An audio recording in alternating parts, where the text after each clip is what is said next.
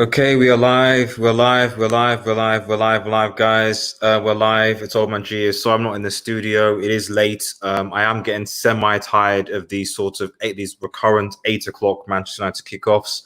The fact that we played playing multiple games in the same week, one on Monday, Thursday, and Sunday, at the same time, I just think it's for anyone who's saying that United get preference over things.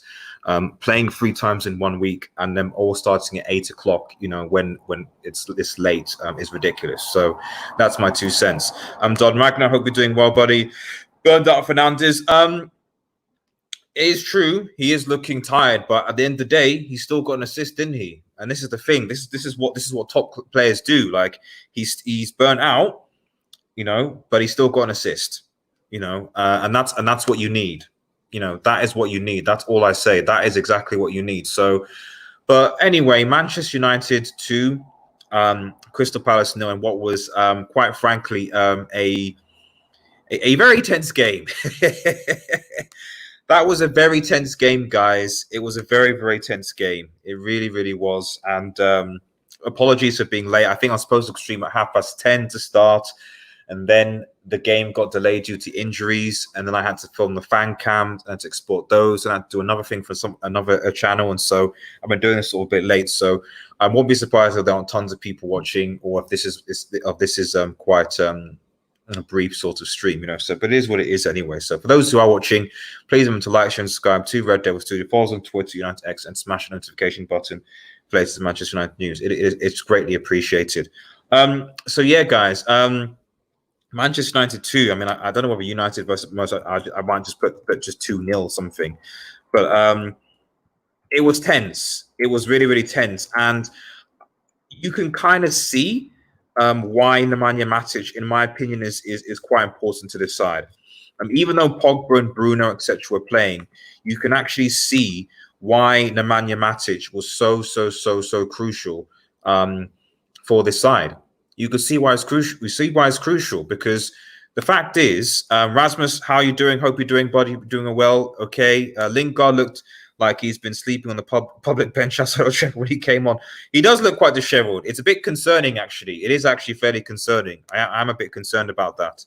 But to be fair, did Lingard, when he came on, have a worse performance than Greenwood? Because I don't think Greenwood played particularly well. I was surprised Daniel James didn't come on. I think that Daniel James would have been really, really good at the pace. But, for me, it kind of showed this issue of United right now, and that it's weird because before lockdown, we were the Ollie counter-attack. We were very much like, right, okay, defend deep, lob the ball, counter-attack, press, etc.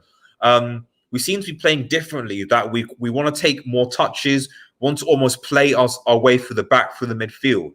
That isn't how we were playing at the beginning of the season.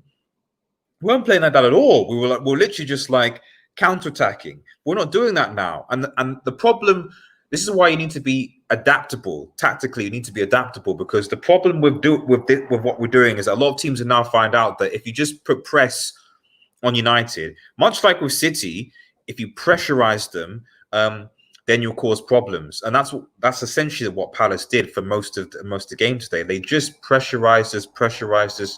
That is literally all they did, and that caused us a lot of problems. We really did struggle. We really did struggle against this press. Now the only thing is that the issue with pressing is that you can't do it forever. And I noticed in both halves, at the end of the first half, at the end of these halves, they all ended up not being tired, giving us space, being able to sort of give us chances, and we took advantage of that. Now, I think a lot of people are going to be talking about the VAR decision for me, and so I'm still trying to sort out last fan cams and stuff like that. It's bloody frustrating trying to handle all these different things. What do I think? I mean, I'll let you know in the comments, guys. What do you guys think in the comments? Do you think it was a penalty, or don't you think it was a penalty? Because in my personal humble opinion, it wasn't a penalty. It wasn't. And I've looked at the clip. I've looked it back. People might say, oh, you're biased. But I've looked at the clip specifically, and it looks like people say he goes through the person first. But if you slow it down, he just about touches the ball before he hits the player, and therefore it's not a penalty. But as I've said multiple times with VAR, if I said multiple times with VAR, it's if it's not clear and obvious, you don't override it. And this was the thing that I didn't quite understand when they were talking about it in the post-match analysis with Rio and Owen and a few others, is that they were kind of going off it about it should have been a penalty, it should have been a penalty. And it's like, and they were cussing VAR for not giving a penalty, something that wasn't as clear and obvious. And then I was so frustrating about it, because I was like, how can you on the one hand say that should be given as a penalty, that should be overruled by VAR because it wasn't clear, even though it wasn't clear and obvious, and then simultaneously, when the offside decision, which was by all accounts, in my opinion, obvious that it was offside, you're like, oh, but it was a marginal offside and the picture frame, etc. We've seen plenty of offsides that were a lot closer than that offside, to be honest. So I don't really fully understand. That was an offside. I don't care whether it was tonal, it was offside. It's as simple as that. It was an offside. Thanks, I was watching. Please remember to like the vid. Team Takagi says, lucky rats. All I would say to this Team Takagi one is that you're still in 9th place. It is what it is. And you weren't able to, to be honest, if you guys had beaten Leicester like we told you to until the bantered up, we wouldn't have even been in this situation in the first place. It is what it is.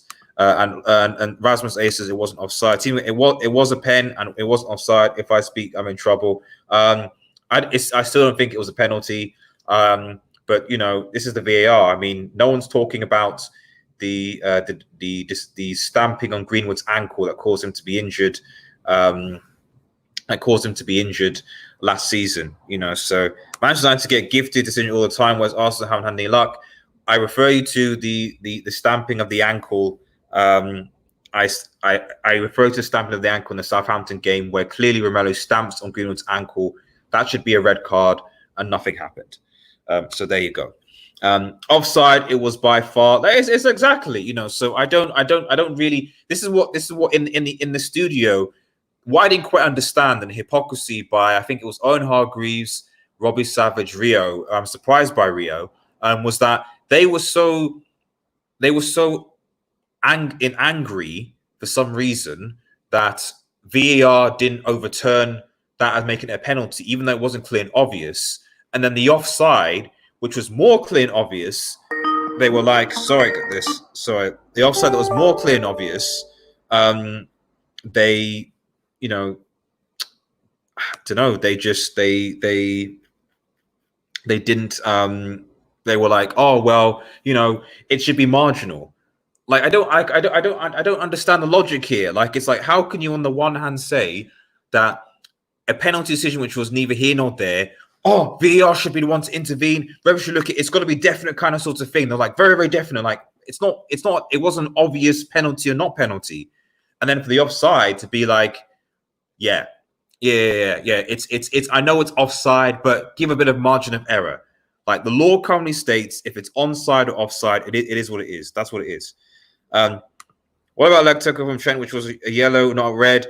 Nketiah got a red for the same. Mate, Romero didn't even get a card. He didn't even get a card.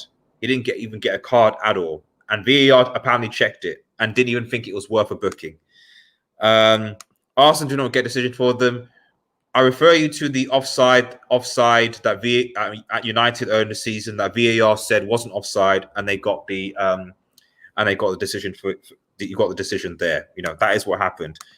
Because I think it was Aubameyang. It said flagged him offside, and he wasn't. So we're here to talk about Manchester United. But like I said, if I speak in trouble against Manchester United, it's not you in trouble. It's just facts. I don't think there's any preference to play any particular players or anything like that. I just think it just is what it is. Remember to like that vid, guys. Like the vid. Appreciate it. Dan San, thank you for joining in. Really appreciate it. I feel the same. I feel that I feel they're very tired, maintaining flexibly. What do you think about the rumors about Umtiti joining? Is that Umtiti joining Manchester United? Is that really going on? Is that really a thing anymore? I mean, Umtiti to, I don't know. I just think that anything with I wouldn't trust any transfer rumors right now.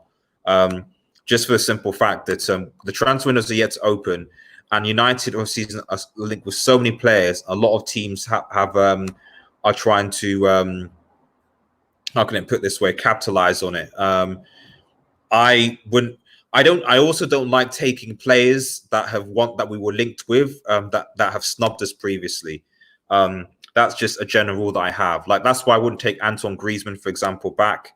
I just wouldn't do it because it just doesn't seem right to me anyway.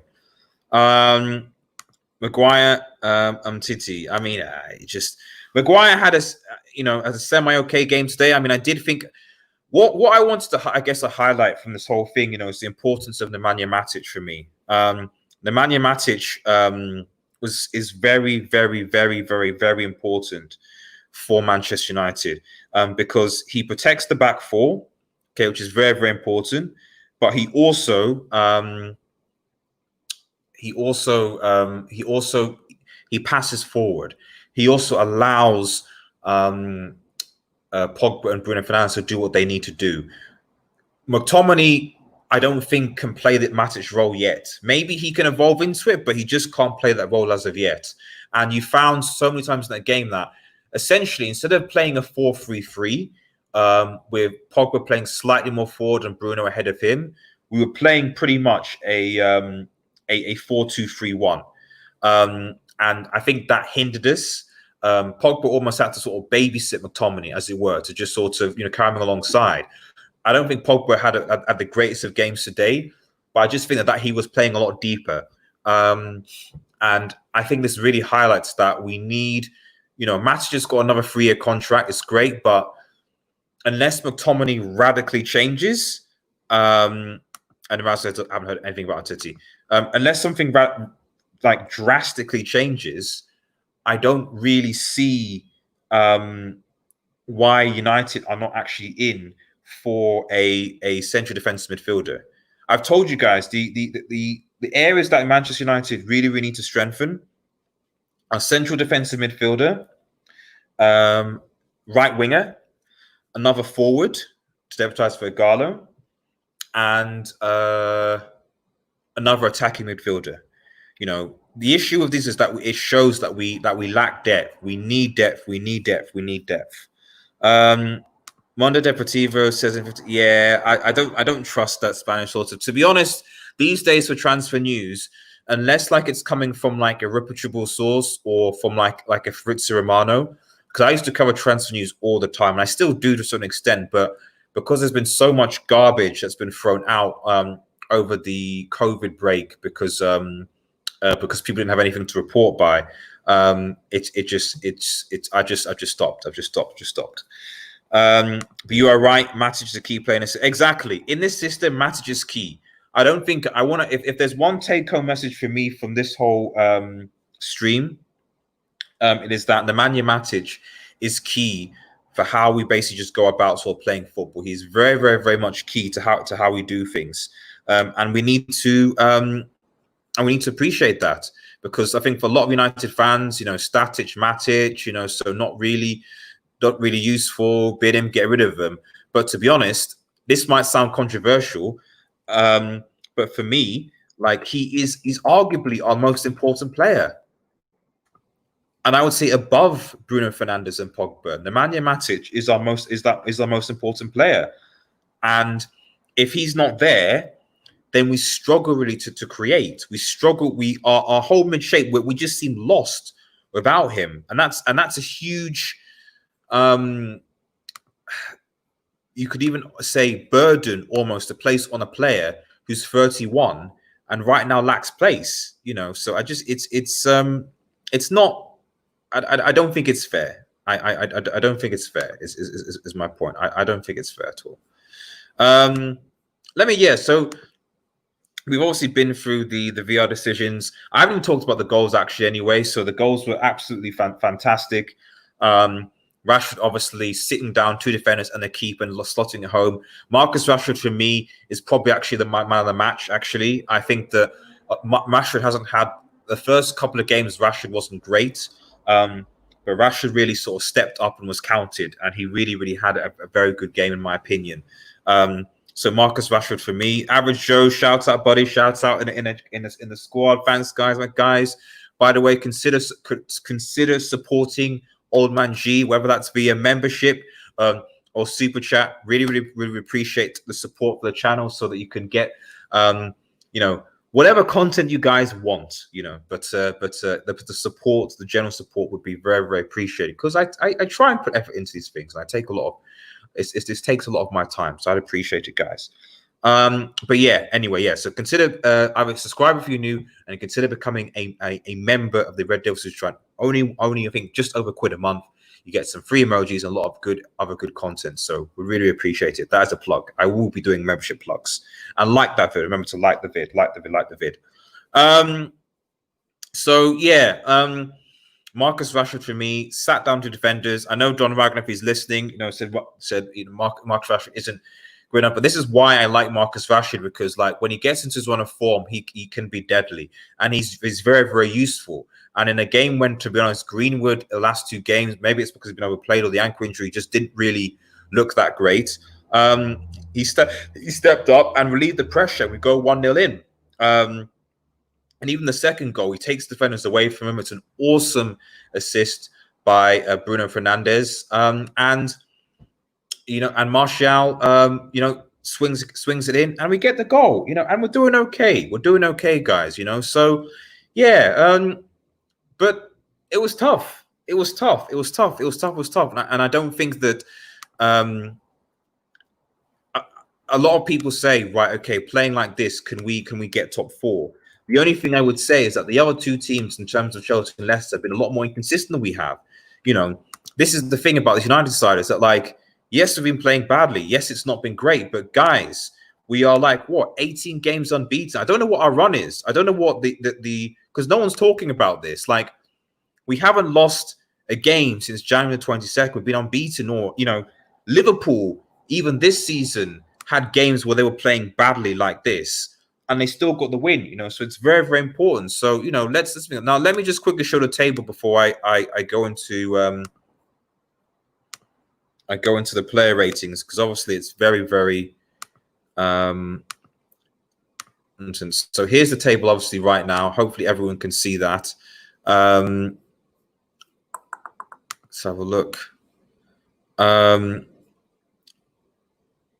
So Liverpool obviously first. Manchester City with 75 points, Chelsea 63, Leicester with 62, Manchester United with 62, Wolves with 56. And it is what it is. So we're on the same amount of points, obviously, as Leicester City. I'll bet, they've got the goal difference of +3 over us. They won against Sheffield United, which was a bit disappointing. I expected Sheffield to do a bit better, but they didn't. So it is what it is. it is what it is. Sorry, 2 seconds. Where am I? 2 seconds. Sorry, this is the problem. I'm recording so many different things, fan cam stuff. This is what happens when you do things just by yourself. It's difficult. But anyway, so, and then obviously Chelsea with 63 points. Now Chelsea obviously have the next round of games is going to be key. The next round of games is going to be key, because all those games that we're playing could be losable games for all the teams. I anticipate that Chelsea will drop points at Liverpool.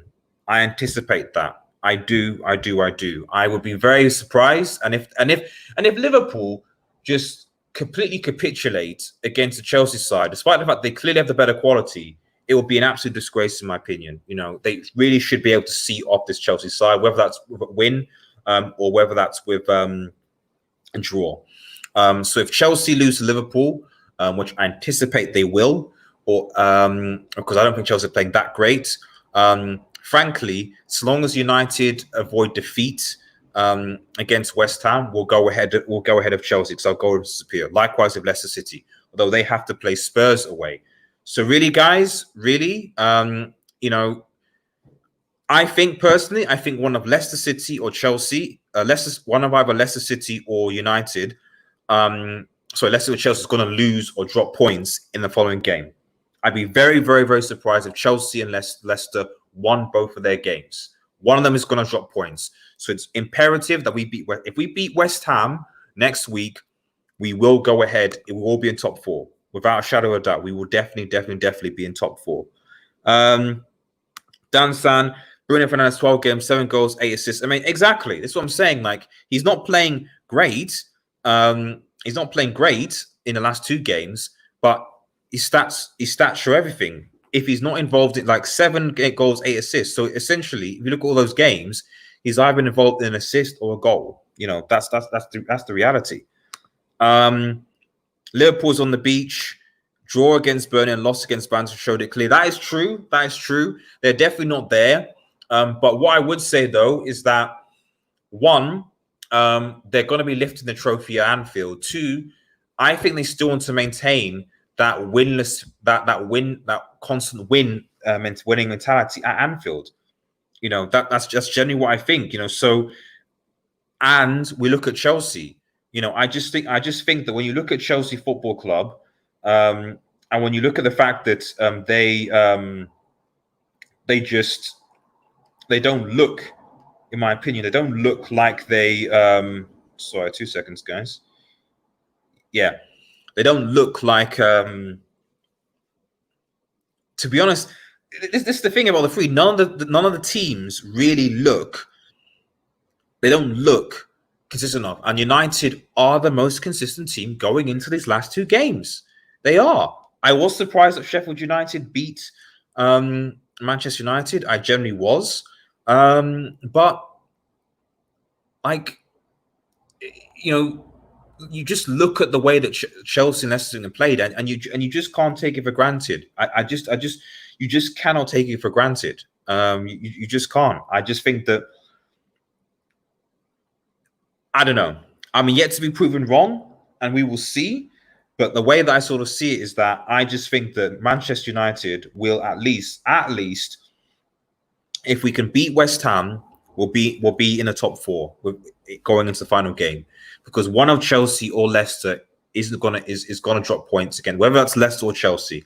And if it's Chelsea, then possibly it might be them. And this is a scenario. This is a scenario, and this is an interesting scenario, guys.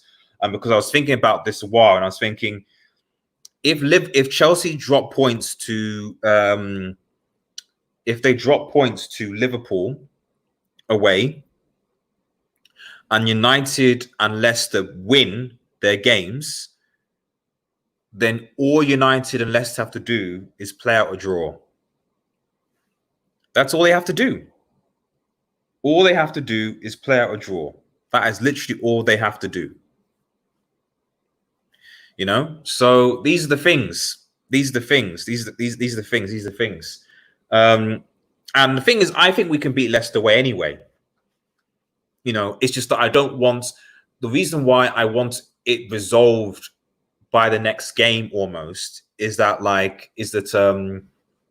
because looking at it, let me have a look. Can it be resolved by the final game? Probably not. If we win 62 points, if we win, we go to 65 points. The only way I'm confident going into that Leicester game is if Leicester and Chelsea lose. Yeah. No, if Leicester lose and we win, yes. Because if Leicester lose against Spurs and we win, then even then,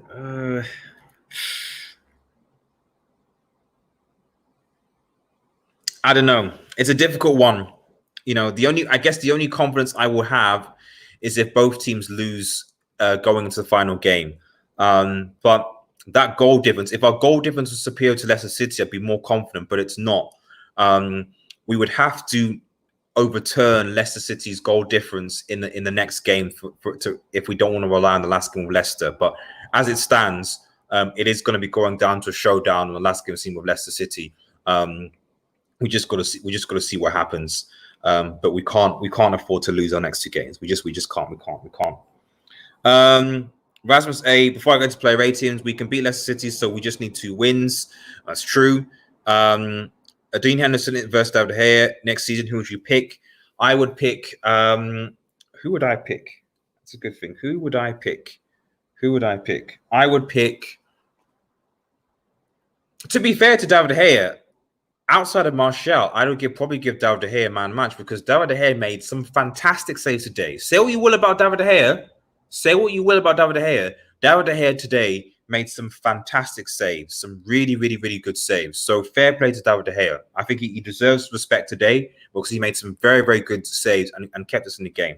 He really, really did. What's next? Yeah, player ratings. I'm going to do player ratings and then wrap this up because I'm exhausted. I really, as I told you at the start, I hate these 8 o'clock streams. So 8 o'clock starts because with the injury time, by the time the match finishes and by the time I do my instant reaction, all these reaction posts, it's after 11 o'clock, almost 12, so no one's around. I just hate it. So player ratings, De Gea, like I said, for me, De Gea gets an 8.9, I would say. I'll give him a 9 because he wasn't at fault for the in quote goal. And to be honest, the way that I see it, he kept us in that game. He made some very, very good, important key saves, low blocks, also shots. If he had an off day, we could have easily been down. So David De Gea for me gets us as a solid 9. Harry Maguire, Lindelof, Maguire 7, Lindelof I think 7.5. I do think Lindelof is a slightly better defender. I think he has to get that tackle right. People say it's a penalty. Personally, for me, it's not a penalty. He touches the ball first, and he's been doing a lot of that recently.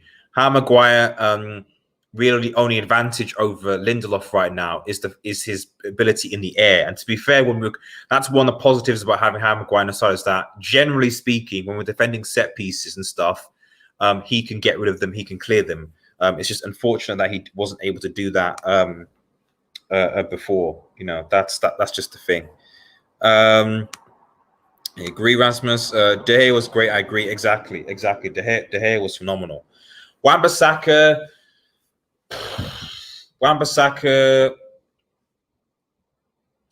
I'll give Wan-Bissaka a 6. To be honest. Good news is going to be wrapped up soon. Yeah, I know. It'll be wrapped up because hopefully Europa League will be earlier as well. Seriously. What was I going to say? Wan-Bissaka 6 for me. Wan-Bissaka,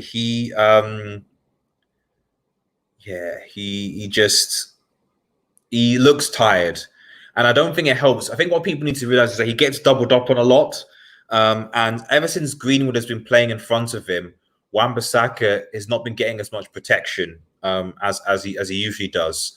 I think Daniel James to a certain extent is better for that. Even to a certain extent, Lingard and Rashford on that side are better for that because they track back and defend well.